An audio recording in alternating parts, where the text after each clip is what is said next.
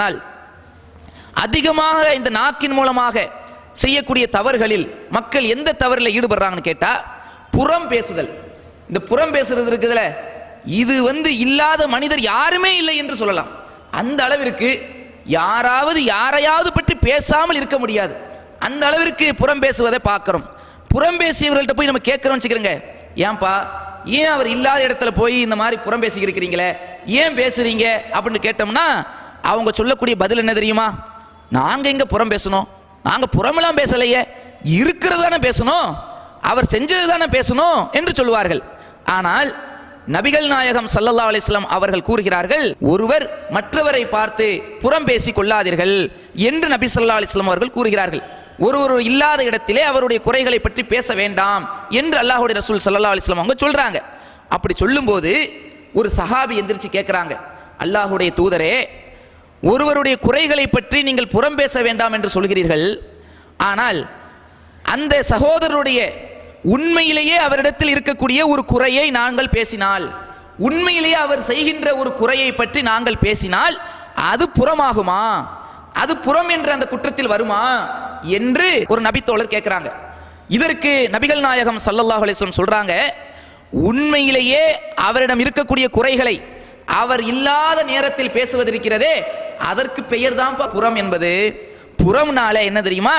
புறம் என்றாலே ஒருவர் இல்லாத இடத்தில் அவர் உண்மையிலேயே செய்த குறைகளை பற்றி பேசுவதற்கு பெயர் தான் புறம்.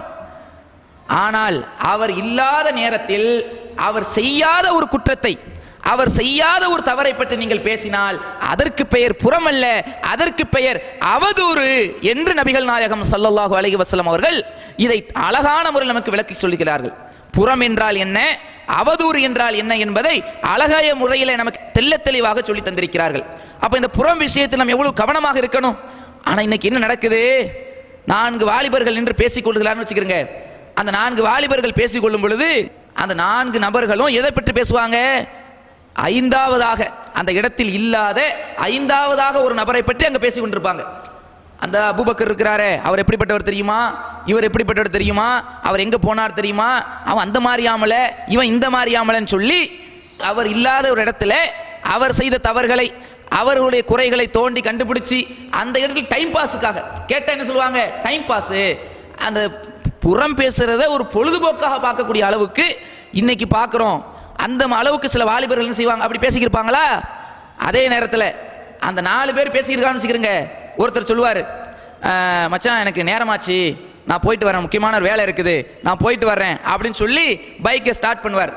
ஸ்டார்ட் பண்ணி கொஞ்சம் தூரம் தான் மூவ் பண்ணி போயிருப்பார். இந்த 3 பேர் நிற்கிறாங்களே, இவங்களுக்கு என்ன வேலை தெரியுமா? இப்போ போனார, முக்கியமான ஒரு வேலை இருக்குன்னு சொல்லிட்டு போனார, அவரை பற்றி இங்கே 3 பேர் பேசிக்கொண்டு இருப்பாங்க. இந்த போறாங்களே, எதுக்கு போறாங்க தெரியுமா, இவங்களுக்கு என்ன வேலை தெரியுமா, இவருக்கு வேற இப்படின்னு சொல்லி அதுக்கு கண்ணு காது மூக்கு எல்லாம் வச்சு அவரை பற்றி பேசக்கூடிய அளவுக்கு என்ன செய்கிறது, ஆண்களிடத்திலும் இந்த பழக்கம் இருக்கிறது. அதை விட அதிகமாக தாய்மார்களிடத்திலும் இந்த பழக்கம் இருக்கிறது, பெண்களிடத்திலே இருக்கிறது. சில ஊர்களிலே கிராமங்களில் போய் பார்த்தீங்கன்னா அதிகமாக இருப்பதை பார்க்கிறோம். எந்த அளவுக்குன்னு சொன்னா, மத்தியான நேரத்தில் சாப்பிட்டு முடித்துட்டு தெருக்கள் என்ன செய்வாங்க, வீட்டு வாசல்களில் உட்கார்ந்துருவாங்க. வீட்டு வாசல்ல உட்கார்ந்து பெரிய வட்டமேச மாநாடே நடக்கும். தாய்மார்களுக்கு சொல்லவே தேவையில்லை, உங்களுக்கு நல்லா தெரியும் எந்த அளவுக்கு வட்டமேச மாநாடு. அங்கே பெரிய உலகத்தில் நடக்கக்கூடிய முக்கியமான விஷயங்களை பற்றி, அறிவியல் ஆராய்ச்சிகளை பற்றி, அல்லது அறிவுகளை வளர்த்து கொள்ளக்கூடிய விஷயங்களை பற்றி, இல்லை குர்ஆன்ல உள்ள அறிவியல் அற்புதங்களை பற்றி இதை பற்றி பேசிக்கொள்வார்களா, இல்லை ஹதீஸ்ல உள்ள விஷயங்களை பற்றி பேசிக்கொள்வார்களா, அல்லது அரசியல் சம்பந்தமாக உலக நாட்டு நடப்புகளை பற்றி பேசுவார்கள்? அதெல்லாம் கிடையாது. என்ன நடக்கும், ஒன்று பேசினால் இந்த சீரியல்ல என்ன கதை ஓடுச்சு, அந்த சீரியல் என்ன கதை நடந்துச்சு அதை பற்றி பேசுவார்கள். அல்லது வேறு என்ன பேசுவாங்கன்னு பார்த்தா, அங்க இல்லாத வேற ஏதாவது ஒரு நபர்களை பற்றி அவதூறாக அல்லது புறமாக எதையாவது பற்றி பேசிக்கொள்வார்கள். இந்த மாதிரி செயல்கள் பேசுறத பார்க்கிறோம். இன்னும் சொல்ல போனா, இந்த மாதிரி இந்த பெண்கள் வாசல் படியில் உட்கார்ந்துக்கிட்டு பேசிக்கிட்டு இருக்கிறாங்களே, இந்த நேரத்தில் ஏதோ தேவைக்காக ஆண்கள் வெளியே செல்வதற்கு கூட வெட்கப்படுவாங்க. நாங்கள்லாம் வெளியில கிராஸ் பண்ணி போறதுக்கு, அந்த தெருவை கிராஸ் பண்ணி போறதுக்கு கூச்சப்படுவோம். ஏன் தெரியுமா? இவங்க பாட்டுக்கு பேசிக்கிட்டு தான் இருப்பாங்க, வேற வேற விஷயங்களை பத்தி பேசிக்கிட்டு இருப்பாங்க. யாராவது ஒரு நபர் போறாருன்னு வச்சுக்கோங்களேன், அப்படி போகும்போது எல்லாரும் ஆஃப் ஆயிடுவாங்க, எதுவுமே பேச மாட்டாங்க. ஆம்பளை வர்றாங்க, எல்லாம் கப் சிப், யாரும் பேசுறது கிடையாது. அப்படியே என்ன செய்வாரு, அப்படி போவார், கிராஸ் பண்ணி போவாரா, போற வரை வாய் திறக்க மாட்டாங்க. போய் அடுத்த தெருவில் அவர் அப்படியே திரும்புவாரு. உடனே அங்க பேசப்படுற செய்தி என்ன தெரியுமா? இப்ப போனாரு அவரை பத்தி தான் அங்க பேச்சு. இந்த போறாங்களே அது யார் தெரியுமா? யாரு? இதுதான் நம்ம ஹாஜராவுடைய மாப்பிள்ள. அப்படியா, இவரு கதை தெரியாதா அப்படின்னு சொல்லி அந்த இடத்துல பேசப்படுவது அவரை பற்றி தான். அதுல நம்ம மாதிரி ஆளுக்கு போனோம் தொலைஞ்சோம். இந்த போறாரு இதான் நஜாத்துக்காரன், ஊரை ரெண்டாக்குறவங்க அப்படின்னு சொல்லி அந்த இடத்துல நம்மளை பத்தி விமர்சனம் பண்ணக்கூடிய காட்சிகளை எல்லாம் பார்க்கிறோம். அப்ப இந்த மாதிரி புறம் பேசுவது என்பது அது ஒரு அல்வா சாப்பிட்ற மாதிரி, ஒரு இனிப்பு சாப்பிட்ற மாதிரி, அதை இனிப்பாக இனிமையாக பேசுவதை பார்க்கிறோம். அப்ப இந்த மாதிரியான புறம் பேசுவது இருக்கிறதே, இதை பற்றி அல்லாஹ் ரப்பல் ஆலமீன் திருமறை குர்ஆனிலே குறிப்பிடும் பொழுது வயிலுல்லி குல்லி ஹுமஸத்தில் லுமஸா, குறை கூறி புறம் பேச திரியும் ஒவ்வொருவருக்கும் கேடுதான் இருக்கிறது, நாசம்தான் இருக்கிறது என்று அல்லாஹ் ரப்பல் ஆலமீன் இதை பற்றி எச்சரிக்கிறான், கடுமையாக எச்சரிக்கிறான். யாரெல்லாம் ஒருவரை குறை கூறி புறம் பேசி திரிகிறார்களோ, குறை கூறி புறம் பேசி திரியும் ஒவ்வொருவருக்கும் கேடுதான் இருக்கிறது என்று சொல்லக்கூடிய அளவிற்கு இந்த உலகத்திலும் கேடு இருக்கிறது, மறுமையிலும் கேடு இருக்கிறது. அந்த அளவிற்கு அல்லாஹ் ரப்பல் ஆலமீன் கடுமையாக எச்சரிப்பதை பார்க்கிறோம். இன்னும் சொல்ல போனால் இந்த புறம் பேசுவதனால் இன்னைக்கு இந்த அளவுக்கு துணிஞ்சு புறம் பேசுறாங்களா, அது காரணம் என்னன்னு கேட்டா அது எவ்வளவு ஒரு கேவலமான காரியம் என்பதை அவர்கள் உணர்வது கிடையாது. யாரெல்லாம் புறம் பேசுறாங்களோ, அடுத்தவர்களை பற்றி குறை கூறி திரிகிறார்களோ, அது எந்த அளவுக்கு ஒரு விளைவு, எந்த அளவுக்கு ஒரு மோசமான ஒரு செயல் அது என்பதை விளங்காத காரணத்தினால தான் இது போன்ற காரியங்களை செய்வதை பார்க்கிறோம். ஆனால் இதை பற்றி அல்லாஹ் ரப்பல் ஆலமீன் குர்ஆன்ல எந்த அளவுக்கு மோசமான காரியம் என்பதை அல்லாஹ் சொல்லி காட்டுறான். 49வது அத்தியாயம் 12வது வசனத்திலே அல்லாஹ் ரப்பல் ஆலமீன் சொல்லி காட்டும் பொழுது வலா யஅதப் பஅதுக்கும் பஅதா, உங்களில் ஒருவரை பற்றி ஒருவர் புறம் பேசாதீர்கள். அல்லாஹ் எச்சரிக்கிறான்.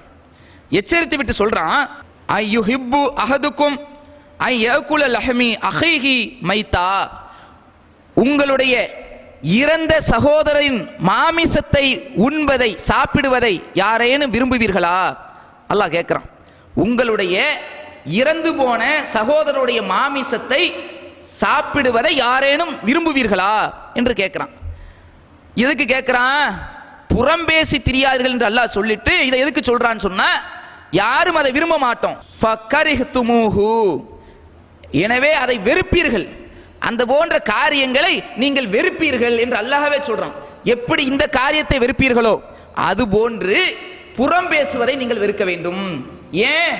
புறம் பேசுவது என்பது இறந்து போன சகோதரருடைய இறைச்சியை சாப்பிடுவதற்கு சமம் என்று சொல்லக்கூடிய அளவிற்கு அல்லாஹ் ரப்பல் ஆலமீன் இதை கடுமையாக எச்சரிக்கிறான். எவ்வளவு பெரிய அருவருப்பான விஷயம் பார்த்தீங்களா? ஒரு சகோதரர் இறந்து போறாரு. அந்த இறந்து போன சகோதரர் நம்ம என்ன நினைப்போம்?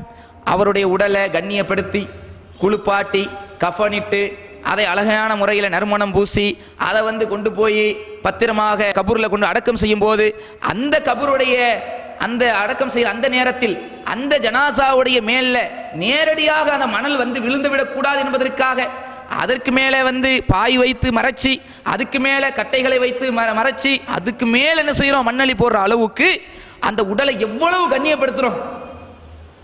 ஆனால் இதெல்லாம் எதுவுமே செய்யாம இறந்து போன அந்த உடலை அப்படியே வச்சு கத்தியை எடுத்து அறுத்து ஒருவர் அப்படி சாப்பிட்ற சொல்லும் போது எவ்வளவு அருவருப்பா இருக்குது, நினைச்சு பார்த்தா எவ்வளவு கேவலமா இருக்குது. இந்த மாதிரி தான் இது போன்ற ஒரு செயலை சாப்பிட யாராவது விரும்புவோமா? ஆனால் இதை நாம் செய்து கொண்டிருக்கிறோம். அருவருப்பா இல்லை, இதை செஞ்சுக்கிட்டு இருக்கோமான்னு சொல்லும் போது ஆச்சரியமா இருக்கு. நான் எங்க அப்படிப்பட்ட காரியத்தை, அருவருப்பான காரியத்தை நான் எப்படி செய்வேன் நினைக்கிறோமா இல்லையா? ஆனா அல்லாஹ் சொல்றான், ஒருவரை பற்றி நீங்கள் புறம் பேசி திரிந்தால் இறந்து போன சகோதரருடைய மாமிசத்தை தின்பதற்கு சமம், அது அதை தின்று கொண்டு போன்றுதான் என்று அல்லாஹ் சொல்றான். அப்ப அந்த அளவுக்கு மோசமான ஒரு காரியம் என்பதை விளங்கி இது போன்ற அந்த புறத்திலிருந்து விலக வேண்டும். அப்படி விலக மாட்டேன், நான் அப்படித்தான் நடப்பேன், நான் யாரையாவது பற்றி எப்பயாவது பேசிக்கிட்டு தான் இருக்கணும்னு இருந்தால் அதற்கு மறுமையிலே இறைவன் கொடுக்கக்கூடிய தண்டனை இருக்கிறதே, சுப்ஹானல்லாஹ், அது எவ்வளவு பெரிய தண்டனை என்பதை நபி ஸல்லல்லாஹு அலைஹி வஸல்லம் அவர்கள் கூறுகிறார்கள். மிஹ்ராஜ் பயணத்தின் போது நபி ஸல்லல்லாஹு அலைஹி வஸல்லம் அவர்களை ஜிப்ரீல் அலைஹிஸ்ஸலாம் அவர்கள் என்ன செய்றாங்க? அழைத்து கொண்டு போறாங்க. அப்படி அழைத்து கொண்டு போகும்போது 7 வானங்களை தாண்டி அங்கே சொர்க்கத்தையும் நரகத்தையும் பற்றி காட்டுவதற்காக நபி ஸல்லல்லாஹு அலைஹி வஸல்லம் அவர்கள் அழைத்து சென்று கொண்டிருக்கும் பொழுது ஒரு கூட்டத்தாரை பார்க்குறாங்க. அந்த கூட்டத்தார் எப்படிப்பட்டவர்களா இருக்கிறாங்கன்னு சொன்னா, அவர்களுடைய நகங்கள் எப்படி இருக்குன்னு சொன்னா, செம்பினால் ஆன, செம்பு இருக்குதா இல்லையா, செம்புங்கிற உலோகம், செம்பினால் ஆன உலோகத்தின் மூலமாக செய்யப்பட்ட நகங்களாக, கூர்மையான நகங்களாக அவர்கள் நகங்கள் இருக்கிறது. அவர் நகத்தை பார்க்கும்போது செம்பினாலான நகங்களாக இருக்கிறது. அந்த நகங்களின் மூலமாக அவர்களுடைய முகங்களிலும் அவர்களுடைய உடல்களிலும் தன்னைத்தானே ஒவ்வொருவரும் கீறி கொண்டிருக்கிறார்கள். எவ்வளவு மோசமாக இருக்குது. செம்பினா எவ்வளவு, அது கூர்மையாக, அது அந்த மாதிரி உலோகத்தின் மூலமாக கூர்மையான அந்த செம்பின் மூலமாக உள்ள நகத்துல முகத்தையும் உடலையும் வச்சு கீறிக்கிட்டு இருந்தா அது எவ்வளவு மோசம். அது அந்த மாதிரி ஒரு செயலை செய்வதை ரசூல் ஸல்லல்லாஹு அலைஹி வஸல்லம் பார்க்குறாங்க. பார்த்துட்டு ஜிப்ரீல்கிட்ட கேட்குறாங்க, ஜிப்ரீல் அவர்களே, இந்த கூட்டம் இவ்வளவு பெரிய மோசமான ஒரு காரியம் செய்கிறாங்களே, இந்த அளவுக்கு தண்டனை அளிக்கப்பட்டு கொண்டிருக்கிறார்களே, இவர்கள் எல்லாம் யார் என்று கேட்கும்போது ஜிப்ரீல் அவர்கள் சொல்கிறார்கள், இவர்கள் யார் என்று சொன்னால், இவர்கள் தான் உலகத்திலே அவர்கள் வாழும் பொழுது தங்களுடைய சகோதரருடைய மாமிசத்தை தின்றவர்கள், புறம்பேசி திரிந்தவர்கள், அடுத்தவர்களுடைய மானத்திலே விளையாடியவர்கள் என்று நபிகள் நாயகம் ஸல்லல்லாஹு அலைஹி வஸல்லம் அவர்களுக்கு ஜிப்ராயில் அவர்கள் சொன்னதாக அல்லாஹ்வுடைய தூதர் இதை நமக்கு எடுத்துச் சொல்கிறார்கள். அப்ப இதற்கு எவ்வளவு பெரிய ஒரு கடுமையான தண்டனையை அல்லாஹ் கொடுப்பதாக ரசூலுல்லாஹ்வுக்கு எடுத்து காட்டியிருக்கிறான் பாருங்க. புறம் பேசினா செம்பினாலான உலோகத்தால் செய்யப்பட்ட நகங்கள் மூலமாக உடலை கீறிக்கொண்டு, தன்னுடைய முகத்தை கீறிக்கொண்டு தொடர்ந்து இது போன்ற காரியத்தை செய்து கொண்டே இருக்கக்கூடிய அளவுக்கு ஒரு மோசமான ஒரு வேதனை இருக்கிறது என்று சொன்னால், இது போன்ற ஒரு காரியத்தை நம்ம செய்யலாமா? இதை பற்றி செய்வதற்கு எவ்வளவு நம்ம யோசிக்கணும். ஒருவரை பற்றி அவர் இல்லாத இடத்துல உண்மையிலே அவர் அந்த குறையை செஞ்சிருக்கட்டுமே, எப்படி நம்ம அதை பேசலாம்? அப்ப இதை நாம் என்ன செய்யணும்? ஒருவருக்கு ஒருவர் சிந்திச்சு பார்த்து இது போன்ற காரியங்கள் உடனடியாக தௌபா செய்து, யாரும் இல்லாத இடத்திலே உண்மையிலே அவர் தவறு செய்திருந்தாலும் இது போன்ற காரியத்தை நான் செய்ய மாட்டேன் என்று அவர் சொல்லணும் என்று அல்லாஹ்விடத்தில் என்ன செய்யணும்? தௌபா செய்ய நாம் எல்லாம் கடமைப்பட்டிருக்கிறோம்.